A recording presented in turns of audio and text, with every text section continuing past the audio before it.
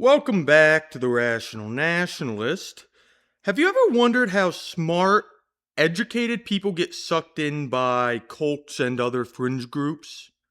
What about groups like the Nazis, Khmer Rouge, Mao's cultural revolutionaries, or other groups that commit genocide and mass murder? Were all those people, up to a third to even a half of their societies, either engaging in or complicit in the atrocities? Were they all sadistic monsters, or is there something dark lurking beneath the surface of human nature that allows normal people to become radicalized? We like to think we could never fall into such a trap, but what's more likely? That the basic psychological mechanisms that allow for radicalization exist in all of us, or that all these people, each individual, was simply evil and thus an outlier that can be dismissed in drawing generalizations about human nature. I'd argue that by definition, the individuals in these genocidal groups cannot be outliers by the sheer number complicit in atrocities throughout history. I'm your host, Lee Ellis, and this week we started our article out by talking about how cults and other organizations suck people in, starting with something unobjectionable. We call this the Trojan slogan. Throughout today's episode, we'll use bullying as an example because it's one of those things like racism, child abuse, hatred, etc., that nobody is really going to defend in the abstract. We can basically all agree that bullying is bad. And the other reason we pick bullying is that I like the irony that you'll see emerge as we start to discuss how members of these organizations often act in practice.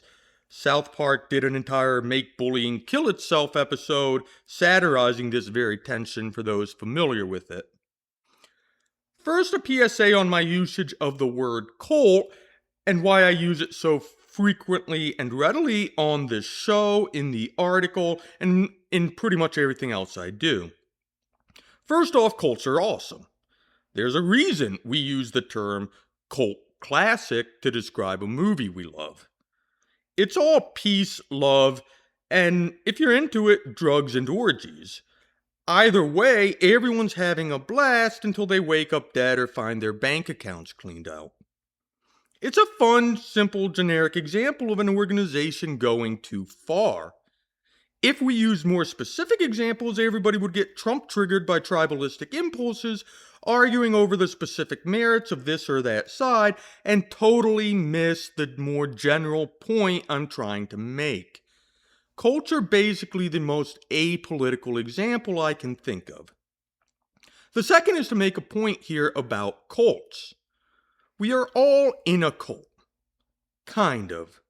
It's not really clear where the line between cult and not a cult is. It's usually somewhere between a group the speaker likes and one they don't.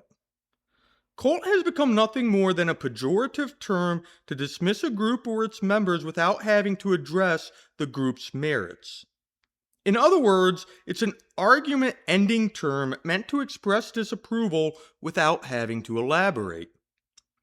The techniques used by cults to brainwash, and I'm saying that with a similar degree of semantic skepticism, but to brainwash their members are the same techniques used by literally every other organization on the planet. Maybe not literally everyone, but you get my point. Religions use them to gain converts and drive devotion.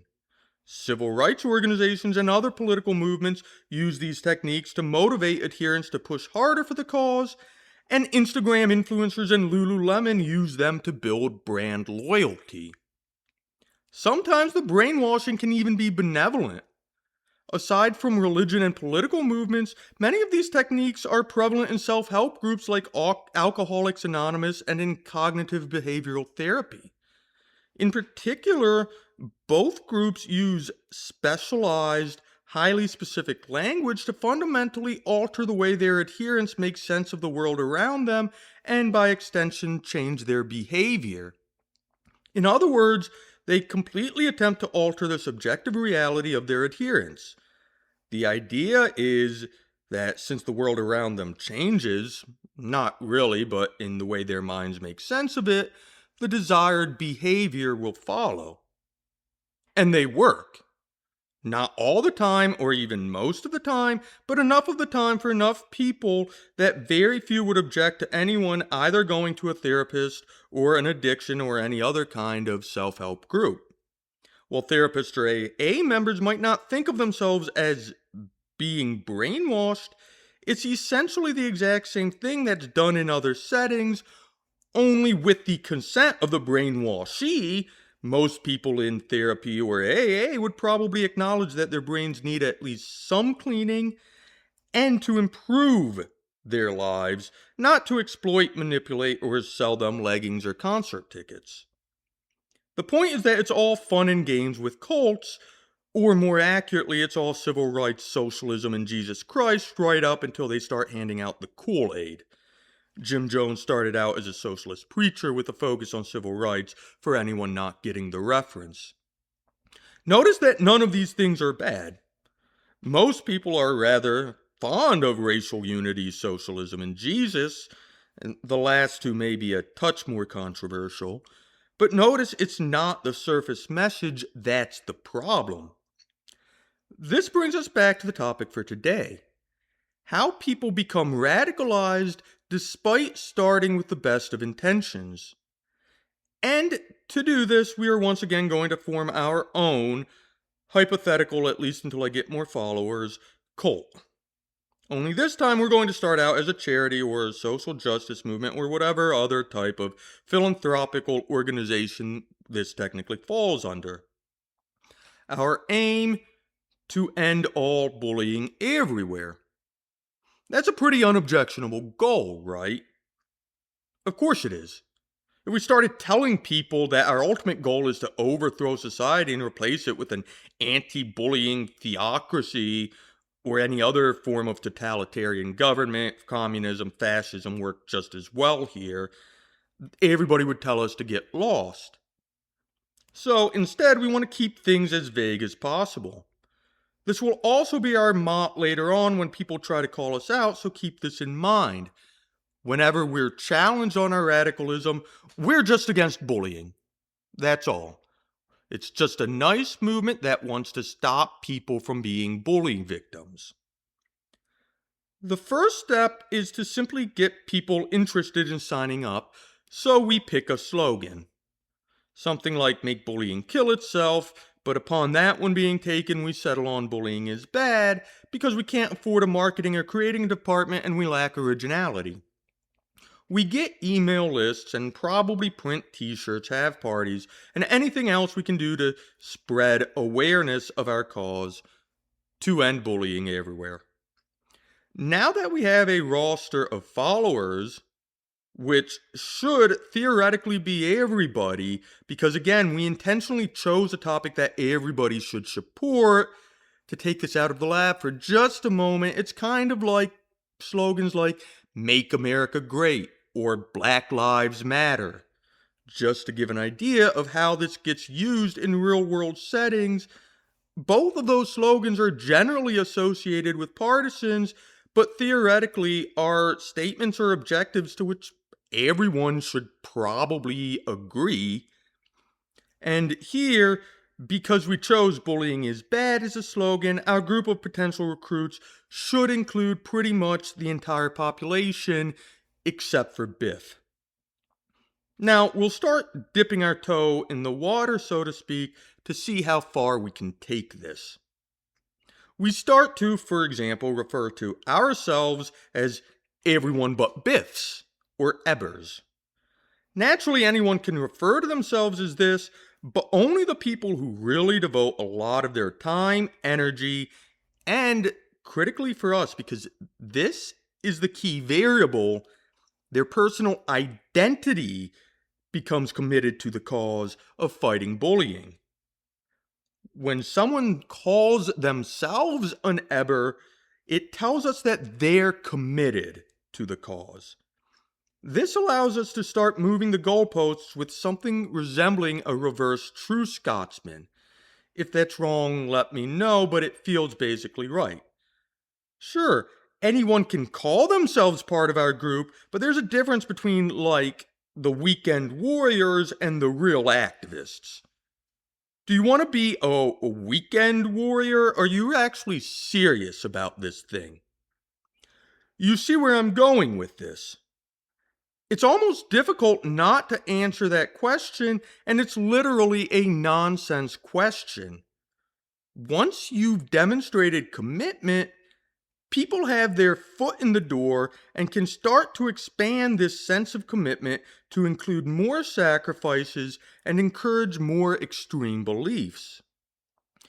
Now, we have a loose organization of online anti bullying activists and email lists and so forth. Now what? Now we're going to want to start to identify the most hardcore, so we're really going to start shifting through a little and layering our messages. Maybe the casual activists are all over the Reddits and the online forums, but the real activists are all starting our own forum, the Anti-Bullying Bulletin. In other words, we're both creating an us versus them dynamic and creating a setting exclusively of like-minded individuals. Automatically, this shifts the Overton window of this new activist-only group. We're already excluding not only anyone who disagrees with our goal to end bullying, but because the new group is self-selected, we're also eliminating pretty much anyone who's skeptical or on the fence, represented by the green outer circle of the graphic. In other words, any reasonable sounding argument will likely be readily accepted by the sympathetic minds in the crowd. Everybody's already predisposed to agree with whatever you say, so we can start pushing the envelope. Now, before we start pushing things, a note. A lot of this happens automatically now that we've established the prerequisite dynamics for groupthink to start taking over. We've created isolated echo chambers of like-minded individuals and created social status based upon commitment. In these situations, people naturally start to compete to see who can be the most anti-bullying of all the activists, or in real life system, who can be the most MAGA or the most progressive or whatever other belief system to which commitment has been substituted for morality and common decency. I think one of the hardest things about a lot of the ideas that we talk about on this show is how conspiratorial they sound. They come across a lot of the times as arguing that there's some Illuminati type organization pulling all the strings from the shadows. And this is a key point not only for this topic, but for many that we discuss.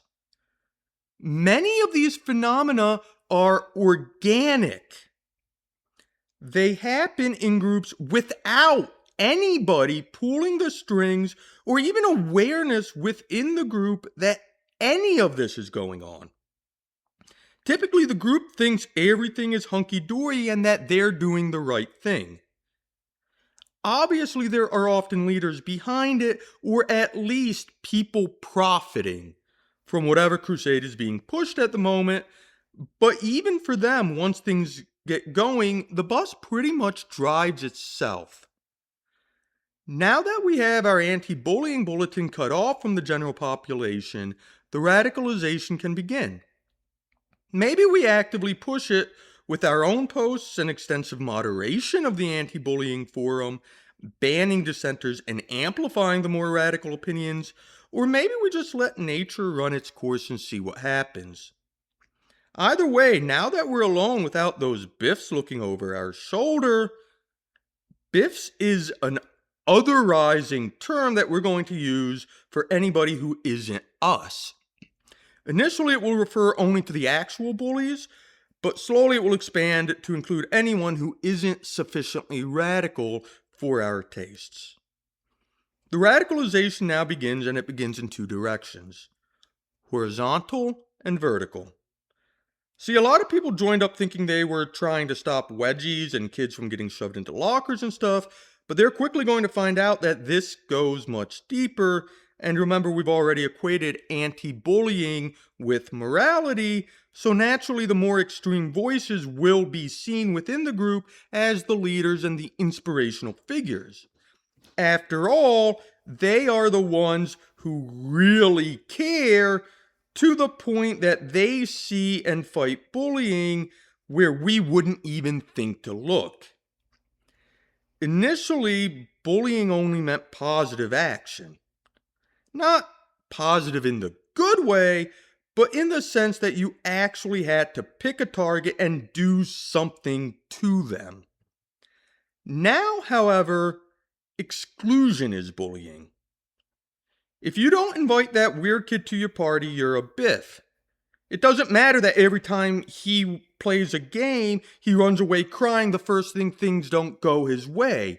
You have to include him and give him his way, or else you're bullying him.